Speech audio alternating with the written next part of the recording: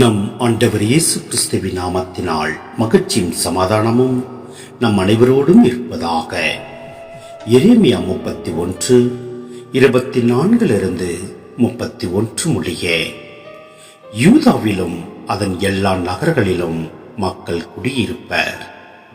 விவசாயிகளும் ஆடு மேய்க்கும் இடையர்களும் சேர்ந்து வாழ்வர்.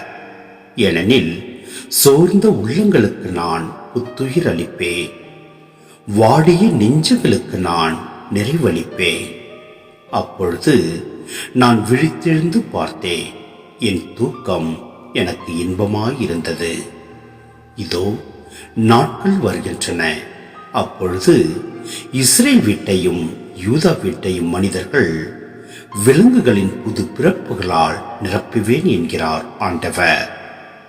பிடுங்கவும் தகர்க்கவும் அவிழ்க்கவும் கவிழ்க்கவும் தீங்கிழைக்கவும் அவர்களை பொறுத்த மட்டில் நான் எப்படி விழிப்பாயிருந்தேனோ அப்படியே கட்டவும் நடவும் விழிப்பாயிருப்பேன் என்கிறார் ஆண்டவர். அக்காலத்தில் அவர்கள் தந்தையர் புளித்த திராட்சை பழங்களை தின்ன பிள்ளைகளின் பல் குசிட்டாம் என்று சொல்ல மாட்டார்கள்.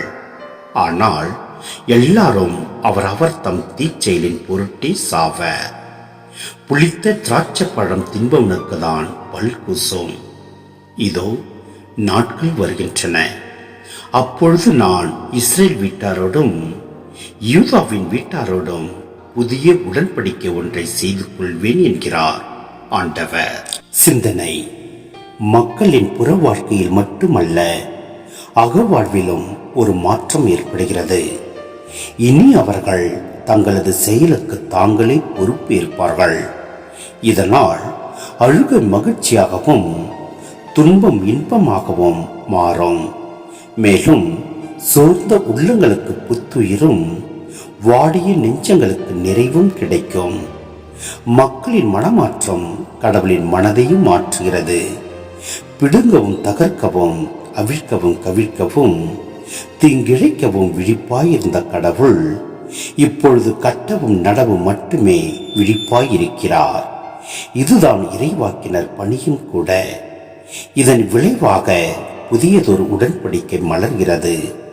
பழைய உடன்படிக்கை புதுப்பொலிவடைகிறது, நிறைவடைகிறது. பழைய கட்டளைகள் புதிய அர்த்தம் பெறுகின்றன. எனவே நாம் விழிப்பாயிருப்போம். எல்லாம் வல்ல இறைவன் நம்மை நிறைவாய் ஆசீர்வதிப்பார். ஆமென்.